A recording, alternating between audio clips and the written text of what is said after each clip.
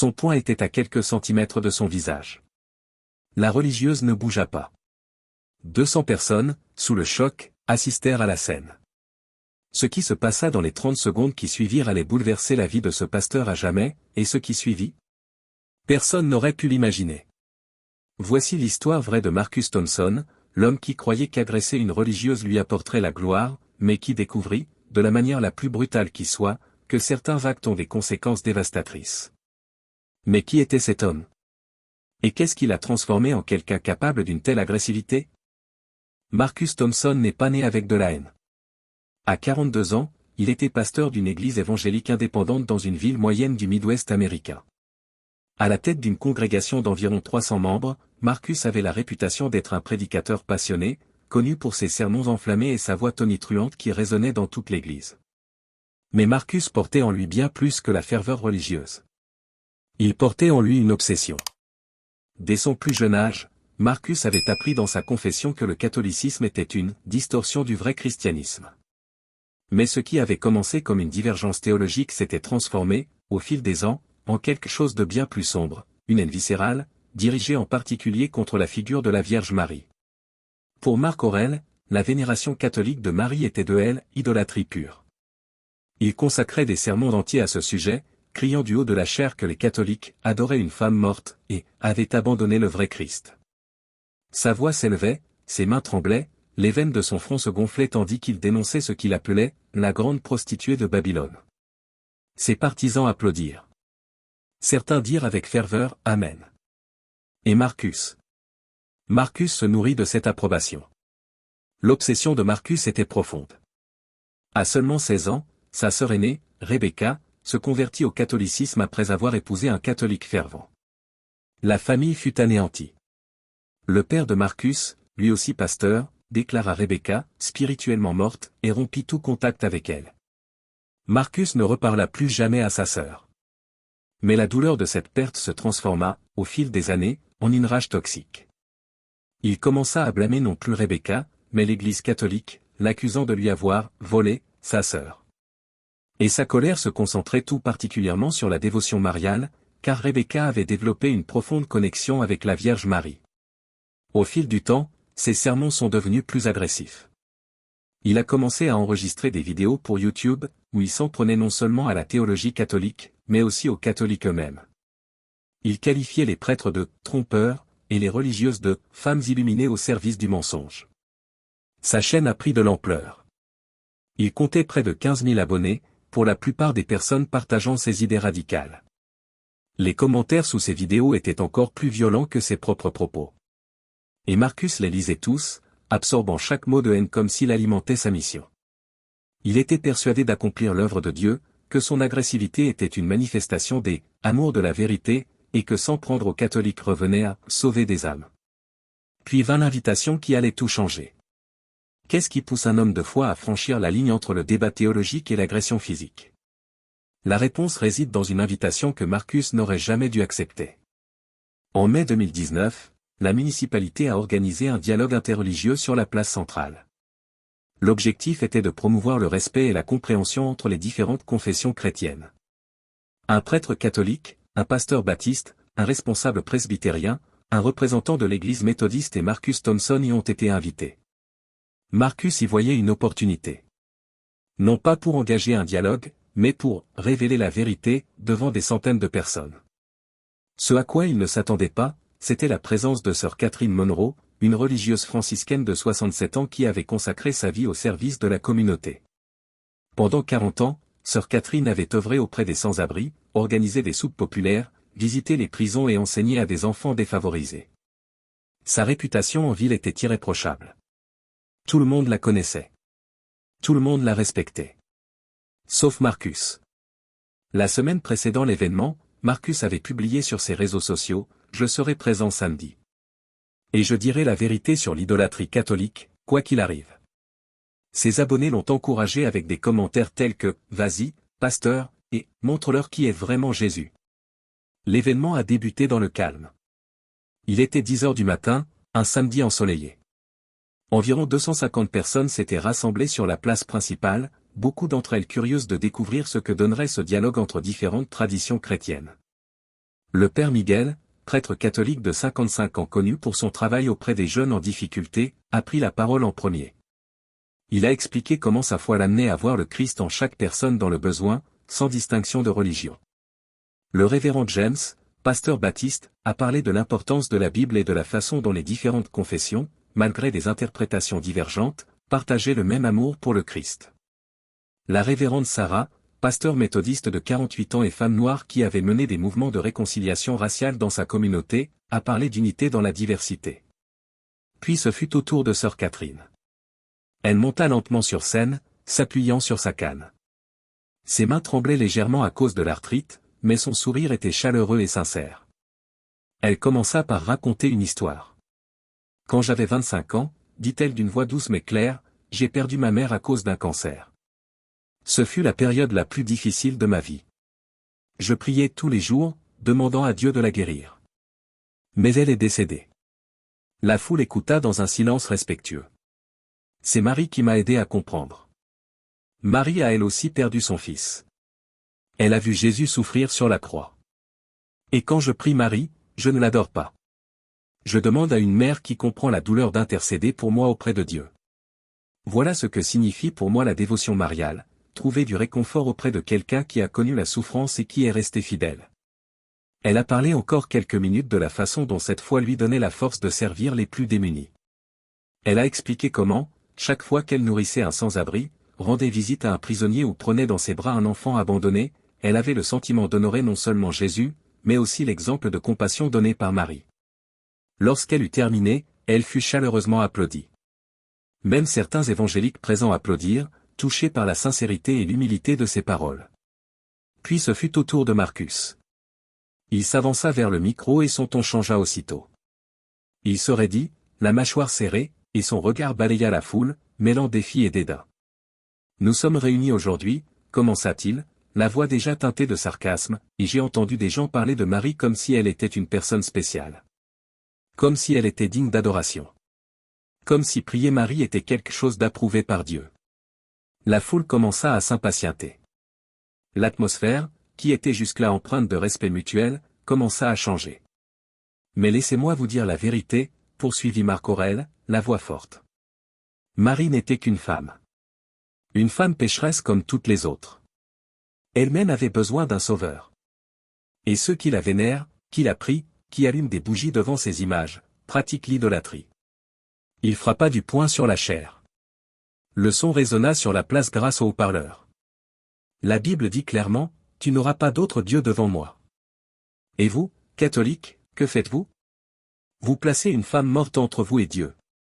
Le père Miguel tenta d'intervenir, se levant de sa chaise, « Pasteur Thompson, ce n'est pas l'esprit. » Assis-toi, hurla Marcus.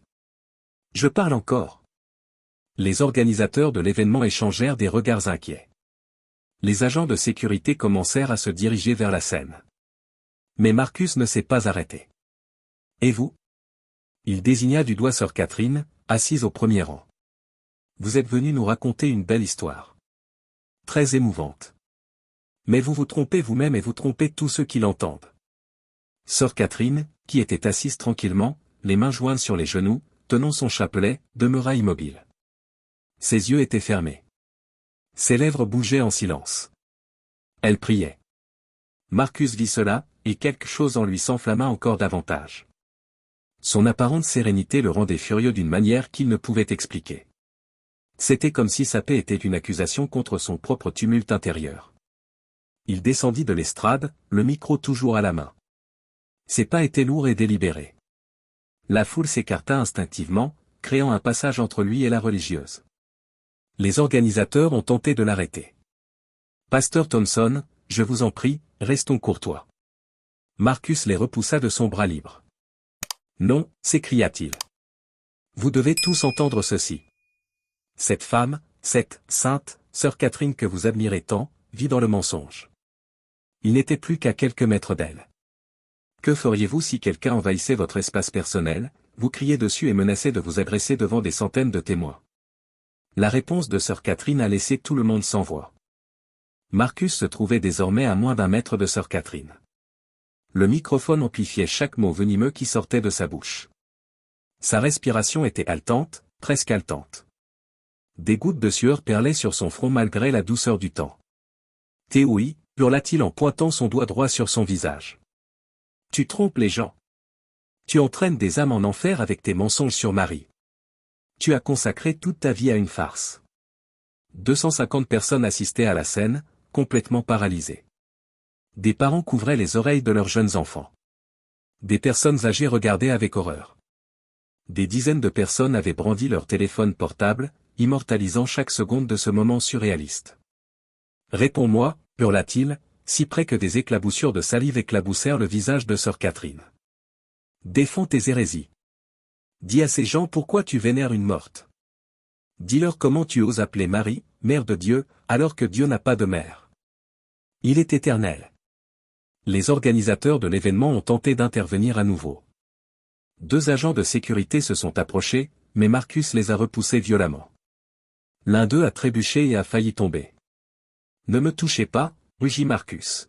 « J'ai le droit de m'opposer à cette idolâtrie. » La foule commença à réagir. Certains criaient à Marcus de s'arrêter.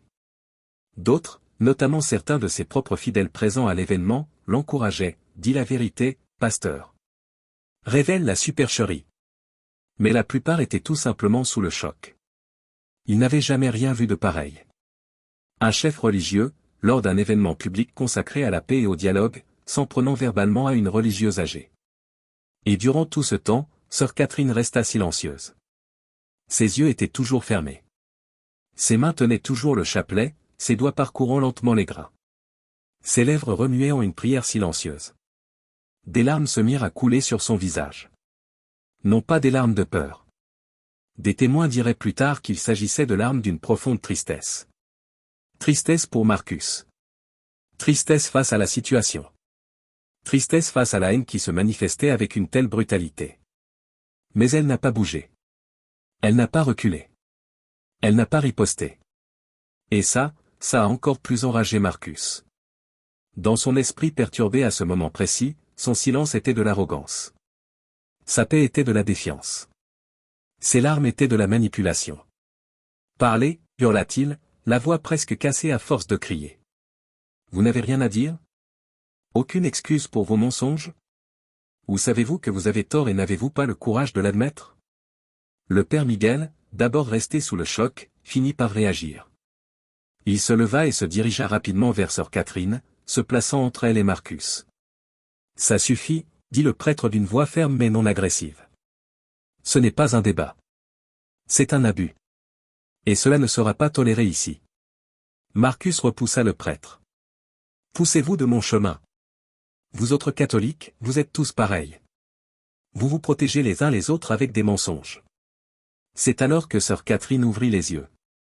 Lentement, comme si elle sortait d'un profond état de prière, elle ouvrit les yeux et regarda Marcus droit dans les yeux. Les témoins décriront plus tard ce regard de diverses manières. Certains parlèrent d'une « tristesse infinie », d'autres d'une « pure compassion », et d'autres encore du « regard de quelqu'un qui, derrière la colère, perçoit la douleur qui se cache derrière. » Elle se leva. Lentement, s'appuyant lourdement sur sa canne. Ses mains tremblaient, non de peur, mais à cause de l'âge et de l'arthrite qui la tourmentait depuis des années. Chaque mouvement lui semblait douloureux. Mais elle se leva malgré tout. Elle se tenait devant Marcus. Cette femme frêle de 67 ans, vêtue d'une simple robe grise, faisait face à un homme de 42 ans, 30 centimètres plus grand, 40 kilos plus lourd, tremblant de rage. Et puis elle a pris la parole. Sa voix était douce, mais il y avait en elle quelque chose qui plongea la place entière dans un silence absolu. Même Marcus, un instant, resta silencieux. « Que Dieu te bénisse, mon fils, dit-elle. Je vois beaucoup de souffrance en toi. Beaucoup de colère. Mais je vois aussi un enfant de Dieu qui souffre. » Marcus était sans voix. Ce n'était pas ce à quoi il s'attendait. « Je ne suis pas en colère contre toi, poursuivit-elle. Je suis triste pour toi. Car je vois quelqu'un qui a transformé la foi en haine. Et cela doit être un fardeau très lourd à porter. » « Non, n'osez pas. » Commença Marcus, mais sa voix avait perdu de sa force. « Je prierai pour vous, dit sœur Catherine. Je demanderai à Marie, la mère de Jésus, d'intercéder pour vous. Non pas parce que vous m'avez agressé, mais parce que vous avez besoin de paix. Et j'espère qu'un jour vous la trouverez. Et c'est à ce moment précis que Marcus a complètement perdu le contrôle. Quelque chose s'est brisé en lui. Peut-être était-ce sa gentillesse qui contrastait avec sa colère. Peut-être était-ce l'évocation de Maria. Peut-être était-ce simplement des années de haine refoulée qui finissaient par exploser. Il jeta le micro au sol. Le grésillement du Larsen résonna sur la place. Puis il leva le bras. Il serrait le poing. Ses tendons le faisaient souffrir dans la nuque. Ses yeux étaient rouges, injectés de sang.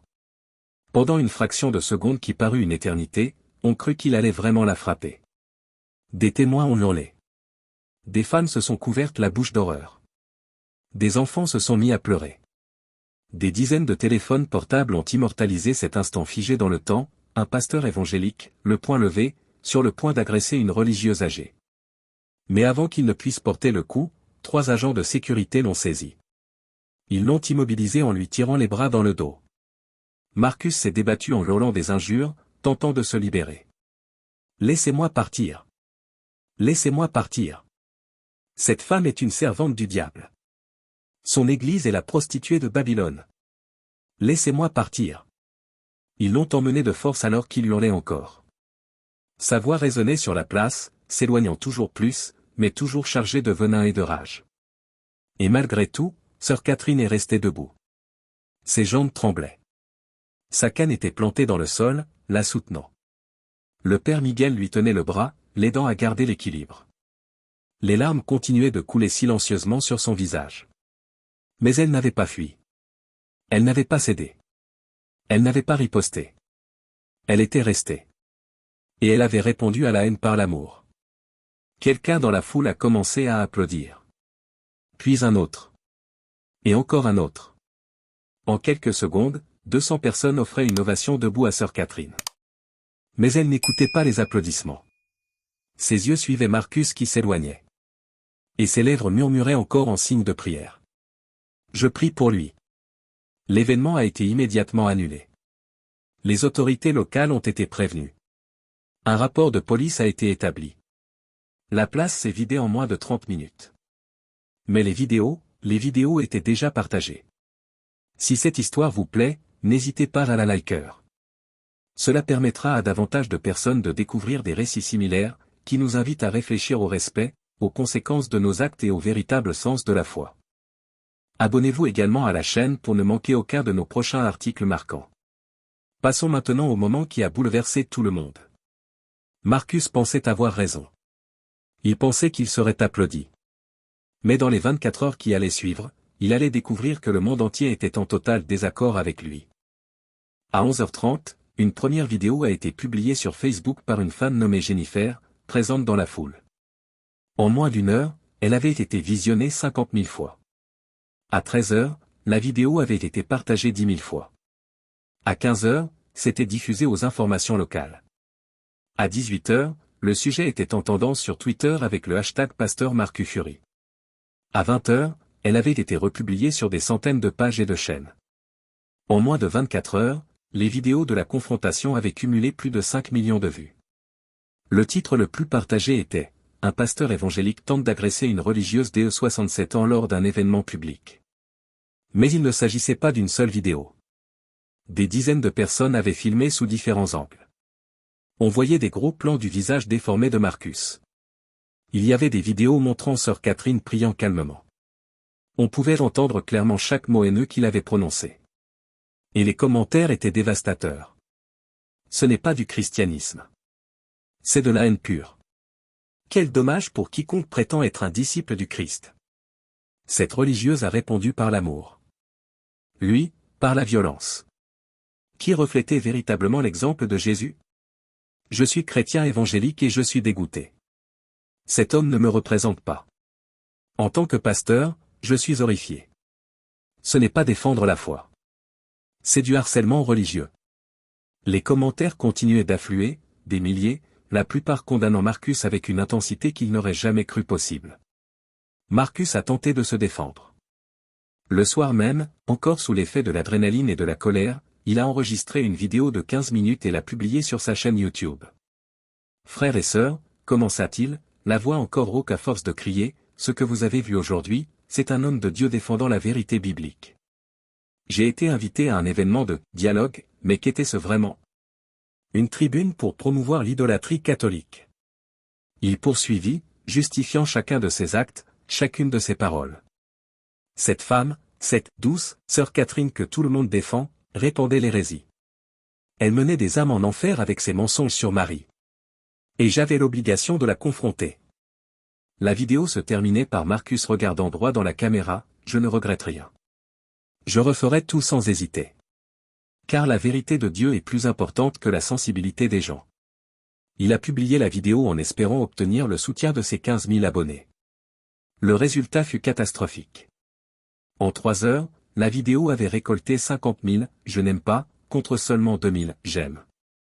Les commentaires ont dû être désactivés, car il était devenu impossible de les modérer. Des milliers de messages condamnaient Marcus, dont beaucoup provenaient d'autres évangéliques. Je suis pasteur depuis 30 ans, et vous me faites honte. Il ne s'agit pas de défendre la foi. Il s'agit de harcèlement et d'intimidation. Tu ne défendais pas Jésus. Tu nourrissais ton propre ego et ta haine. Mais Internet ne s'est pas arrêté là. Des journalistes d'investigation ont commencé à enquêter sur le passé de Marcus. Et ce qu'ils ont découvert a dressé un tableau encore plus sombre. Ils découvrirent que, 5 ans auparavant, Marcus avait été prié de quitter une conférence de pasteurs après une altercation verbale avec un pasteur méthodiste. La raison? Ce dernier avait plaidé en faveur du dialogue écuménique.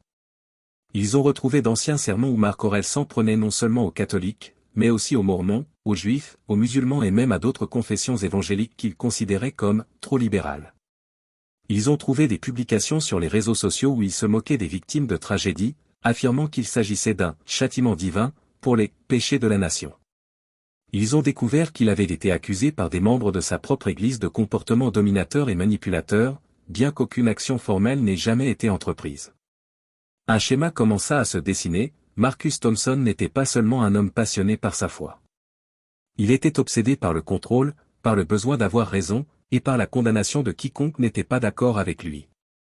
Et c'est là que les véritables conséquences ont commencé. Vous vous demandez peut-être, qu'est-il vraiment arrivé à Marcus après cela? La réponse est plus brutale que vous ne l'imaginez.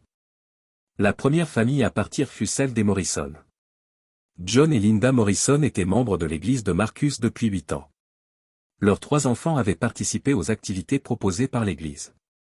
Mais le lundi suivant l'incident, John a envoyé un courriel aux responsables de l'église. Le courriel indiquait simplement « Nous avons longuement prié à ce sujet. Mais nous ne pouvons plus soumettre nos enfants aux enseignements d'un dirigeant qui fait preuve de haine au lieu d'amour. C'est avec regret que nous nous retirons. » Après les Morrison, ce fut le tour des Stephen. Puis des Williams. Puis des Chen. Il ne s'agissait pas d'individus isolés. C'étaient des familles entières. Des groupes d'amis. Des petites cellules qui avaient servi ensemble pendant des années. En une semaine, 60 membres avaient quitté le groupe. En 2 semaines, il y en a eu 120. Marcus tenta d'endiguer l'exode. Il convoqua une assemblée spéciale des fidèles. Environ 150 personnes y assistèrent, soit la moitié de sa congrégation d'origine. Frères, commença-t-il d'une voix empreinte de frustration, nous ne céderons pas à la pression du monde. J'ai simplement défendu notre foi. Si certains se sentent offensés, le problème vient d'eux, pas de moi. Mais plusieurs personnes se sont levées pour prendre la parole. Et ce qu'elles ont dit était dévastateur.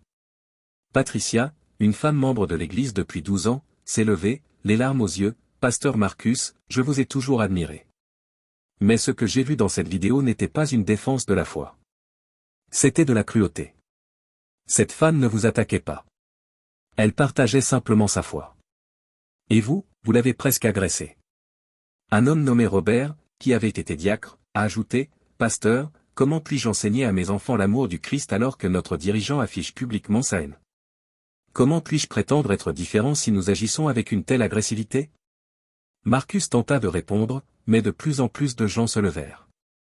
Et la plupart n'étaient pas là pour le soutenir. La réunion s'est terminée sans qu'une solution ne soit trouvée. Et dans les jours qui ont suivi, d'autres familles sont parties. Puis ce furent les portes qui se fermèrent. Marcus était régulièrement invité à prêcher dans d'autres églises, à participer à des conférences et à donner des conférences lors de séminaires. Il disposait d'un réseau établi d'églises partenaires. Toutes ces invitations ont été annulées. Le premier à annuler sa venue fut le pasteur David d'une grande église baptiste où Marcus devait prêcher en juin. Le courriel d'annulation était poli mais ferme. Suite aux événements récents, nous avons estimé qu'il ne serait pas approprié de vous inviter comme orateur. Nous devons préserver l'intégrité de notre ministère. Puis vint la conférence annuelle de réveil, où Marcus était intervenu ces 3 dernières années. Nous avons décidé de prendre une autre direction, indiquait le communiqué. Une à une, toutes les portes se sont fermées. Mais le pire était encore à venir. En juin, un mois seulement après l'incident, Marcus a reçu une convocation au tribunal. Le diocèse catholique, ainsi que des organisations de défense des droits civiques, avaient porté plainte pour menaces de violence physique et harcèlement religieux. Marcus a dû engager un avocat. Les honoraires s'élevaient à $5 000 pour la seule consultation initiale. L'avocat a été clair, les vidéos constituent une preuve irréfutable. Vous serez reconnu coupable de menaces, au minimum. La question est de savoir combien cela va coûter. Avec la diminution du nombre de fidèles, les offrandes ont également chuté de façon drastique. L'Église, qui collectait auparavant $15 000 par mois, en reçoit désormais moins de 6 000. Cela ne suffisait pas à couvrir le loyer de l'immeuble, les frais de fonctionnement et le salaire de Marcus. En août, Marcus a dû accepter une réduction de salaire de 60%. En septembre, l'Église a cessé de payer le loyer du bâtiment. En octobre, ils ont reçu un avis d'expulsion. Marcus Thompson, l'homme qui avait consacré 20 ans de sa vie à la prédication, a perdu son Église. Mais ses pertes personnelles étaient encore plus profondes. Au début, sa femme, Jennifer, l'avait soutenu. Mais le stress constant, les difficultés financières et la prise de conscience grandissante que Marcus ne manifestait aucun remords sincère ont fini par miner leur mariage. Ils se disputaient sans cesse. Marcus reprochait au monde entier, aux médias, aux catholiques, et même aux autres évangéliques de « ne pas comprendre ». Jennifer le suppliait d'assumer ses responsabilités. Marcus, dit-elle un soir en larmes, je ne peux plus vivre comme ça. Je ne reconnais plus l'homme que j'ai épousé. Où est passé l'homme gentil qui me courtisait? Où est passé le pasteur qui pleurait en priant pour les gens? Marcus n'avait pas de réponse. En décembre, Jennifer a demandé la séparation. Marcus se retrouva seul dans un petit appartement, sans emploi, ruiné et isolé socialement. Et c'est là, au plus bas, que quelque chose a finalement commencé à se briser. Il arrive un moment dans la vie où même les plus fiers sont forcés de se confronter à la vérité sur eux-mêmes. Pour Marcus, ce moment est arrivé d'une manière qu'il n'aurait jamais imaginée. 8 mois après l'incident, en janvier 2020, Marcus était sans emploi, séparé, et vivait de petits boulots et de la charité d'un cousin éloigné qui lui louait une chambre au prix coûtant. Il était devenu un paria. Ses anciennes amitiés s'étaient évanouies. Personne ne répondait à ses appels. Sa chaîne YouTube avait été démonétisée. Même ses proches avaient pris leur distance. Il passait des journées entières seul, sans but précis, plongé dans une dépression qu'il n'aurait jamais cru possible. Par un froid après-midi de janvier, Marcus était assis sur un banc, sur la place même où tout s'était passé. Il ne savait pas vraiment pourquoi il était revenu. Peut-être cherchait-il à faire son deuil. Peut-être n'avait-il tout simplement nulle part où aller. Il regarda l'endroit où se trouvait la scène. Il n'y avait plus que de l'herbe et un chemin piétonnier. Mais dans son esprit, il revoyait tout. Il entendait sa propre voix crier. Il revoyait le visage de sœur Catherine, serein malgré ses larmes. Et pour la première fois, Marcus ne ressentit aucune justification. Il ressentit de la honte. C'est alors que quelqu'un s'est assis à côté de lui. Au départ, il ne l'a même pas regardé, supposant qu'il s'agissait simplement d'un passant qui se reposait. Mais soudain, une voix familière dit, « C'est une belle journée, n'est-ce pas? Il fait froid, mais le ciel est magnifique. » Marcus tourna lentement la tête, et son cœur s'arrêta. C'était sœur Catherine. Pendant un instant qui parut une éternité, aucun des deux ne dit un mot. Le silence était pesant, chargé d'histoire, de douleur et de non-dits. Marcus voulait parler. Il voulait dire tant de choses. Mais les mots restaient coincés dans sa gorge. Finalement, c'est elle qui a rompu le silence. « Je t'avais dit que je prierais pour toi, » dit-elle doucement, le regard toujours bienveillant malgré tout. « Et je prie. Tous les jours depuis ce samedi. » Marcus sentit quelque chose se briser en lui. Des larmes commencèrent à couler sur son visage avant qu'il ne puisse les retenir. Pourquoi, parvint-il finalement à murmurer d'une voix rauque. Après tout ce que j'ai dit, après presque. Pourquoi as-tu fait ça? Sœur Catherine sourit doucement, le même sourire qu'elle avait affiché sur scène 8 mois plus tôt. Parce que c'est ce que Marie m'a appris, dit-elle. Aimez même ceux qui nous font du mal. Priez même pour ceux qui nous haïssent. Et ne jamais, jamais, abandonner qui que ce soit. Car nous sommes tous des enfants bien-aimés de Dieu, même quand nous l'oublions. Marcus ne put plus se retenir. Ces mots, prononcés avec une telle douceur par celui qui l'avait si cruellement agressé, réduisirent à néant les défenses qu'il avait érigées au fil des mois. Il s'est effondré. Là, sur ce banc du parc, devant la femme qui l'avait humilié et menacé, Marcus Thompson s'est complètement effondré. De profonds sanglots secouaient son corps. Les larmes coulaient à flots. Il se couvrait le visage de ses mains, mais il ne pouvait s'empêcher de pleurer. « Je suis tellement désolé », répétait-il entre deux sanglots. « Je suis tellement désolé. J'ai eu tellement tort. Tellement, tellement tort. » Sœur Catherine posa sa main ridée, marquée par l'âge et le travail, sur son épaule. Le geste était simple, mais chargé de sens. « Je sais que tu le ressens, » dit-elle doucement. « Et je te pardonne. » Ces 4 mots, « je te pardonne », étaient comme de l'eau dans le désert pour l'âme tourmentée de Marcus. Ils restèrent là pendant près d'1 heure. Parfois à parler, parfois en silence. Marcus lui raconta tout, sa sœur Rebecca, les années de haine accumulées, comment il avait transformé sa souffrance personnelle en une croisade religieuse. Sœur Catherine écoutait tout sans jugement, avec seulement de la compassion. La haine est une prison que nous nous construisons nous-mêmes, a-t-elle dit lorsqu'il eut terminé. Nous pensons punir les autres, mais en réalité, nous nous détruisons de l'intérieur. Marcus acquiesça, connaissant parfaitement la vérité de ses paroles. Mais il y a un chemin de retour, a-t-elle poursuivi. Il y en a toujours un. Ce ne sera pas facile. Tu as causé un réel mal, à moi et à beaucoup d'autres. Mais un remords sincère est le premier pas vers la guérison. Lorsqu'ils se sont finalement levés pour partir, Marcus lui a tenu la main. « Comment puis-je réparer cela » demanda-t-il. « Comment puis-je me rattraper » Sœur Catherine réfléchit un instant. Commencez à vivre différemment. Non pas par les mots, mais par les actes. Servez au lieu de condamner. Aimez au lieu de juger. Et peut-être, un jour, découvrirez-vous que vous avez aidé non seulement les autres, mais aussi vous-même. Ils se sont dit au revoir cet après-midi-là. Mais ce ne serait pas la dernière fois qu'ils se verraient. Mais le repentir suffit-il? Le pardon peut-il vraiment restaurer ce qui a été détruit? La fin de cette histoire vous surprendra. Marcus Thompson ne reprit jamais la direction d'une église. Il reconnut avoir causé trop de tort et que son rôle de chef religieux était révolu. Non pas sous la contrainte d'une punition extérieure, mais suite à une prise de conscience intérieure, il n'était pas prêt, et ne le serait peut-être jamais. Mais il n'a pas non plus complètement renoncé à sa foi. Grâce au conseil et à l'aide de sœur Catherine, du père Miguel et, chose surprenante, de plusieurs responsables évangéliques témoins de sa véritable transformation, Marcus a entamé un long, lent et douloureux processus de guérison et de réconciliation. Il a commencé petit. Très petit. Il commença à fréquenter un groupe de dialogue interreligieux, non pas comme orateur ou participant à des débats, mais comme auditeur.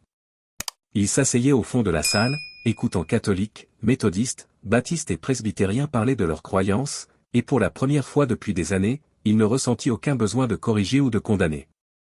Il était bénévole à la soupe populaire que sœur Catherine aidait à gérer, servant les repas, faisant la vaisselle et nettoyant les tables.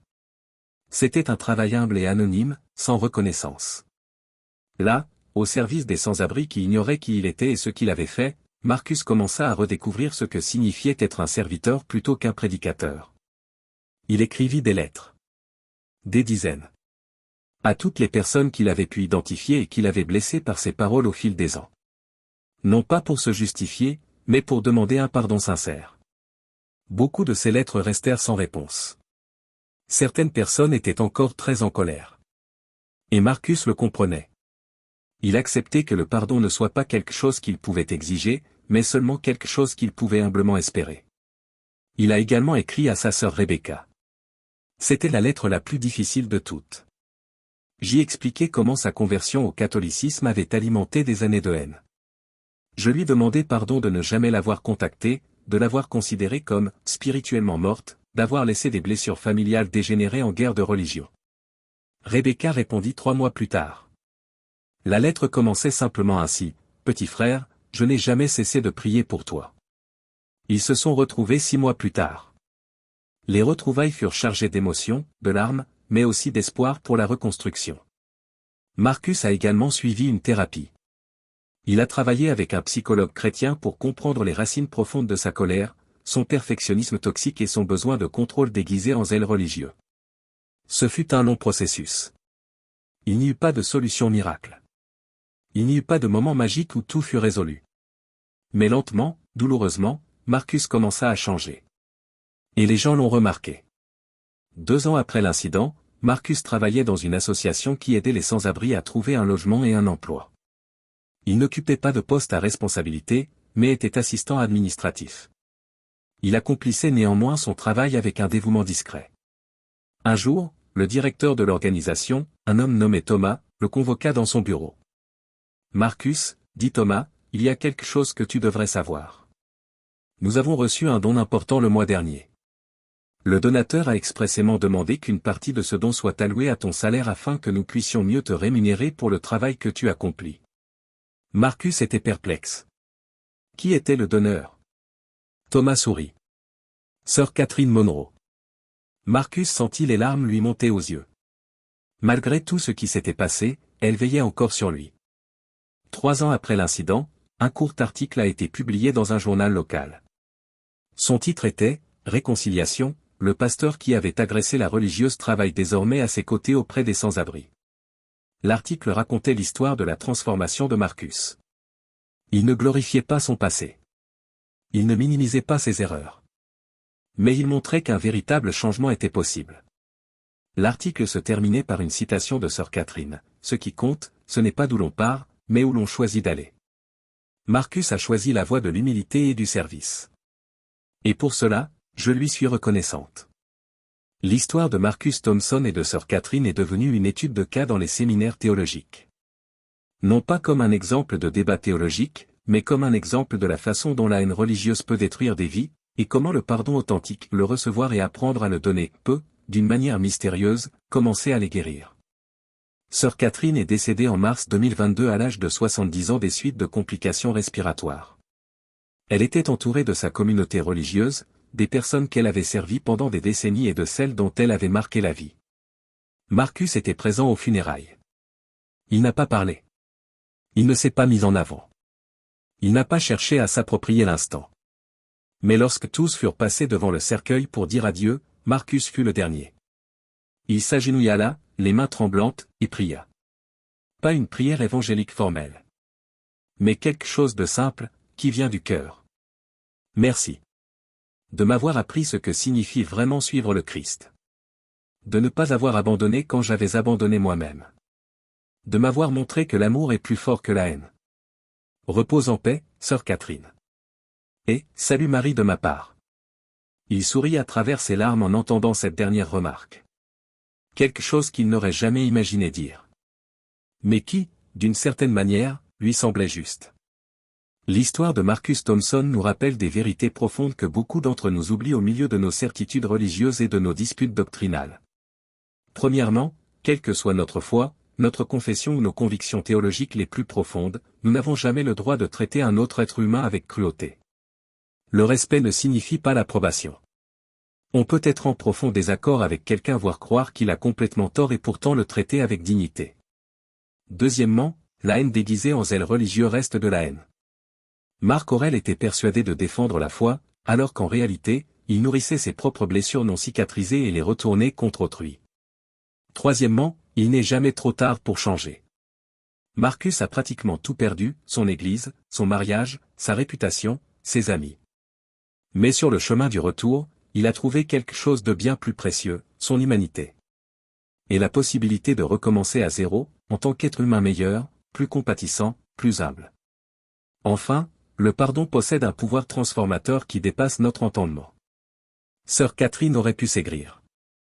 Elle aurait pu poursuivre Marcus avec toute la rigueur de la loi. Elle aurait pu faire de lui un exemple public en le confrontant aux conséquences de ses actes. Mais elle a choisi une autre voie. Non pas parce que ce qu'avait fait Marcus c'était terriblement mal. Mais parce qu'elle avait compris une chose profonde, les personnes blessées blessent les autres. Et le seul moyen de briser ce cycle, c'est un amour qui refuse toute vengeance. Aujourd'hui, quelque part, Marcus poursuit son œuvre discrète au service des plus vulnérables. Il ne retrouvera jamais la célébrité. Il ne dirigera plus jamais une grande église. Il n'aura plus jamais des milliers de disciples. Mais il a trouvé quelque chose de plus important encore, la paix intérieure. Et la certitude que, malgré toutes ses fautes, il était pardonné. Non seulement par sœur Catherine, mais par une force qui nous dépasse tous. Si cette histoire vous a touché si elle vous a amené à réfléchir à la façon dont vous traitez les personnes qui ne partagent pas votre avis, laissez un commentaire ci-dessous. Partagez-la avec quelqu'un qui a besoin d'entendre ce message de respect, de pardon et de seconde chance. Et abonnez-vous à la chaîne. Chaque semaine, nous vous proposons des histoires vraies et profondes qui nous amènent à réfléchir sur la foi, l'humanité et ce que signifie vraiment aimer son prochain. Merci d'avoir regardé jusqu'au bout. Et souvenez-vous, avant de juger, avant d'attaquer, avant de condamner, demandez-vous, est-ce que cela reflète qui je veux être? Est-ce que cela honore ce en quoi je crois? Les réponses à ces questions peuvent changer non seulement la vie des autres, mais aussi la vôtre. À bientôt pour une nouvelle histoire. Et puissions tous apprendre à mieux aimer.